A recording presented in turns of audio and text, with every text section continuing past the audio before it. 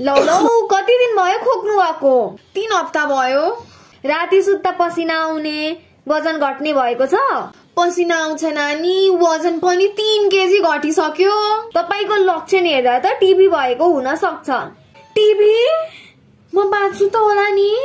आत्तिनु पर्दैन। टिबी भनेको पूर्ण रूपमा निको हुने रोग हो। खकालको जाँच, छातीको एक्सरे हेरेर पूर्ण रूपमा रोग कन्फर्म भएपछि औषधि चलाइनेछ तपाईलाई।